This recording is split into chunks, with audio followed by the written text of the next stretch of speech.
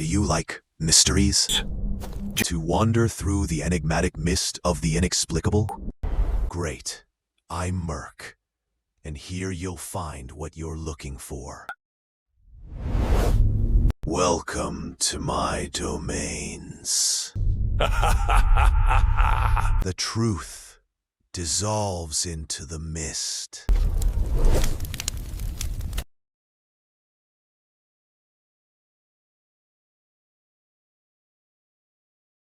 Winter in Wales is a season that feels alive, a living darkness that breathes with the wind and studies the people who walk through its narrow villages. On these nights, ancient traditions become more than harmless folklore. They turn into reminders of something older, something watching from behind the thin veil between the known and the forgotten. Tonight, we walk into the heart of this veil, and we face the most unsettling creature of Welsh memory. The Mari Lwyd. Imagine a horse skull covered in cloth, decorated with ribbons that sway like nerves exposed to cold air. Now imagine this skull not as a cheerful symbol carried by performers, but as an entity that moves with a purpose no one can understand. If you look at it long enough, you will feel something instinctive, a quiet pressure in your chest, as if the ancient past recognizes you first. Many people think the Mari Lwyd is just a strange festival, but the oldest stories say otherwise. They say it never came to bring joy. It came to test who was truly alive. Every winter, small villages receive the knock of the skull at the door. Behind that knock hides a duel of voices, a verbal battle known as poinco, where humans try to outsmart a spirit by using rhyme. But the unsettling part is not the duel itself. It is the idea that the skull is not asking for permission. It is asking if you are clever enough to keep it out. And if you fail, the skull does not enter alone. Some of the earliest accounts describe the Mari Lwyd as a guide for something unseen, something that waited in the cold before following the skull into the homes of those who lost the duel. This detail often disappears in modern retellings, as if entire villages tried to erase it. And yet, scattered hints remain. Whispered lines in old manuscripts, symbols etched into wood, and warnings that no one fully explains. But these clues share a single message, a message that tightens your breath the moment you hear it. The skull is not the real danger. As the tradition spread, so did reports of unexplained lights moving across the hills during midwinter. Pale blue glows drifting in complete silence, creating shapes that resembled horses only when seen from the corner of the eye. When someone looked directly at them, the shapes vanished instantly, leaving behind nothing but a deep sense of being watched. Scholars claimed these lights were just unusual weather phenomena, but locals never believed it. They insisted the lights were connected to the Mari Lwyd, as if the skull awakened something in the landscape. One witness described the lights as moving with intention. They followed him along a path for nearly 20 minutes, always staying behind him yet never falling too far back. When he stopped walking, the lights also stopped. When he turned around, they dimmed. His report ended with a chilling line, a line he refused to explain further. The lights were waiting for me to answer their challenge. Legends say that ancient Welsh spirits used riddles as a weapon, a way of testing human minds before deciding whether someone deserved protection or punishment. This idea transforms the Mari Lwyd into something far more dangerous than a festive skull. It becomes a guardian of winter, a guardian that protects its territory by confronting human intelligence. You win. You survive the night. You lose. Something else decides your fate. And then come the stories of the silent roads. A recurring phenomenon in the Welsh countryside describes paths where all sound disappears. No wind, no breath, no footsteps, as if the world has been muted. Many believe these silent roads mark the presence of something traveling between realms. Locals say, you must never stop walking when silence falls. Never speak, never turn around. Just move forward until sound returns. Otherwise, You might hear a second set of footsteps behind you, belonging to something that chooses its victims slowly. Several hikers encountered these silent stretches without knowing the danger. They described an unnatural pressure in the air, a thickening sensation that made their ears ring. One of them recounted seeing a shape approaching through the mist, a tall figure with long fabric trailing behind it. He ran before he could see the head, but he swears he heard bones clicking together, each click echoing with no source, like teeth grinding in rhythm. See, the connection between these phenomena and the Mari Lwyd becomes clearer with each story. Wherever the skull appears, strange sounds follow, strange lights drift, strange figures stalk the lonely roads. This is why many believe the Mari Lwyd is not a symbol but a signal that winter has opened its doors for other things to enter. And the most disturbing testimonies come from those who claim the skull moved on its own. They insist there were no performers carrying it, no hands beneath the cloth. The skull swayed gently, as if pulled by strings no one could see. They described it tilting its head in slow mechanical motions, staring with empty sockets that somehow felt aware. The moment these witnesses tried to run, the skull advanced a few steps, and then stopped as soon as they looked back, always watching, always waiting. But the legend grows darker still. Some of the oldest Welsh texts mention a creature that walks behind the Mari Lwyd, a creature with no form, no face, no voice. It has no reason to challenge humans, because it does not seek permission. The skull is the decoy. The skull is the distraction. The skull is the polite warning before the real winter approaches. As we reach the final night of the tradition, when the Mari Lwyd makes its last appearance before fading into the new year, the air becomes colder, the roads quieter, and the lights over the hills brighter.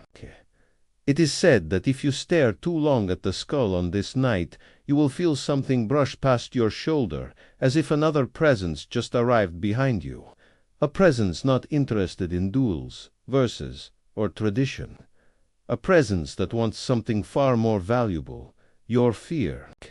And as you listen to these stories, ask yourself one question. A question that echoes through every Welsh village during the darkest nights of the year. If the skull knocked on your door tonight, could you outsmart what stands behind it? The deeper you travel into the Welsh night, the more the landscape begins to change around you.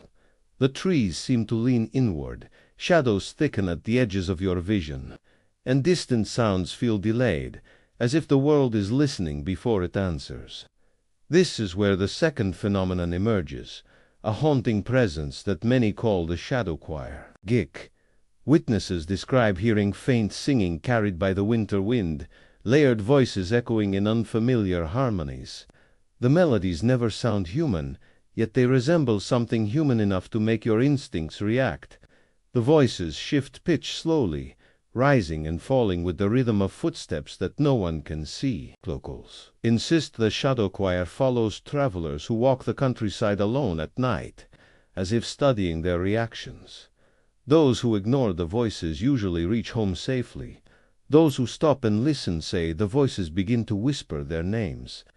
One shepherd claimed the choir surrounded him during a blizzard. He said the voices tried to speak directly into his thoughts, bypassing sound entirely. He felt a cold pressure crawling along his spine, each whisper repeating the same phrase in a language he had never heard. When he tried to run, the voices grew louder and more desperate, as if urging him to look behind him. He never did, and he survived. Others were not so fortunate. Their footprints disappear in the snow as if erased by something walking just a few steps behind them. These Welsh phenomena do not behave like isolated myths.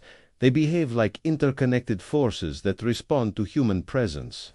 The Mari Lwyd challenges your mind. The shadow choir challenges your sanity. The silent roads challenge your courage.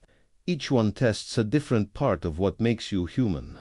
And together they form a map of a winter landscape where the rules of reality feel thinner, weaker, more negotiable. But the oldest Welsh stories speak of a final trial, a phenomenon so rarely discussed that some believe it predates recorded language, a presence known only as the white visitor. It appears during years of intense cold, when the wind becomes sharp enough to cut through the thickest clothing. Those who claim to have seen it describe a tall figure wrapped in white fabric that blends perfectly with falling snow. Its face is never visible, its arms hang too long, and its footsteps make no sound, not even on frozen ground. The white visitor approaches slowly, never running, never rushing, always advancing with a sense of purpose that feels almost ceremonial. Witnesses say they feel watched long before they see it, as if something had been waiting for them to be alone. The terrifying part is not its appearance, but its behavior. It mimics human movement, matching the pace and posture of the person it follows. If the person stops walking, the figure stops. If the person speeds up, so does the visitor. And if the person turns around, the figure tilts its head gently, as if studying them. Those who panic and flee often describe hearing a dry clicking sound behind them, like bones tapping together in rhythm, growing faster with each step. Some believe the white visitor is a guardian of ancient pathways. Others claim it is the physical form of winter itself. But the legends that connect it to the Mari Lwyd are the ones that send chills into those who hear them. According to these stories, the Mari Lwyd is the herald. It announces that the visitors are waking, through riddles, songs, and knocking at doors. The skull warns the living that winter-esque spirits have returned to test the boundaries between their world and ours. This theory gains strength when examining regions where both Mari Lwyd sightings and white visitor encounters overlap. In these areas, villagers report nights when the temperature drops suddenly, hours before the skull appears. They describe hearing distant hoofbeats echoing through empty fields. The beats never follow a rhythm. They sound erratic, as if something malformed were trying to imitate a horse. But when people check the ground after sunrise, they find a different pattern entirely, long drag marks in the snow, as if something heavy was being pulled, leaving trails that lead nowhere. Then there are the cases where both the skull and the visitor appear on the same night. Witnesses recount seeing the Mari Lwyd at the edge of a field, unmoving, its ribbons drifting unnaturally without wind. Moments later, a second silhouette emerges behind it, tall and white, watching silently. The skull tilts its head. The visitor tilts its head, and then both vanish as soon as a human approaches.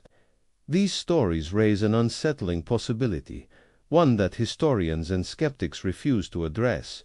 What if the Mari Lwyd was never meant to be a playful tradition? What if it was originally a warning system, a ritual to protect villages from something ancient, something that followed the cold season like a hunter? Some Welsh manuscripts contain cryptic lines describing a pact made between villagers and winter spirits.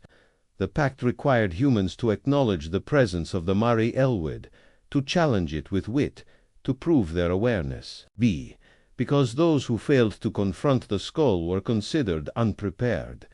And according to the final line of one translation, those unprepared would be left for the visitor. This interpretation reframes everything. The skull was not the threat. It was the test. It gave humans a chance to demonstrate intelligence and courage before the true winter arrived. Ignoring the skull meant forfeiting protection. Winning the duel meant survival. Losing meant stepping into the cold with no guardian left between you and the white visitor. As modern Wales becomes busier and more distant from its ancient roots, fewer people participate in the Mari Lwyd tradition. In some regions, it has vanished entirely. But local elders fear what happens when traditions designed to guard humanity are forgotten. They say the visitors never disappeared. They simply waited. And when winter stops receiving the respect it once commanded, it may reclaim what was once promised to it. Tonight, as you listen to this story, Imagine the knock of bone against wood echoing through a silent street. Imagine a skull waiting for your answer. Imagine a pale figure standing just behind it, hidden by falling snow, tilting its head as if deciding who you are. And ask yourself, if the Mari Lwyd came to your door, would you recognize the test in time? Would you answer the challenge? Or would the white visitor step forward to claim what the cold has been owed for centuries? Did you like this mystery? And what is your theory? Leave your thoughts in the comments.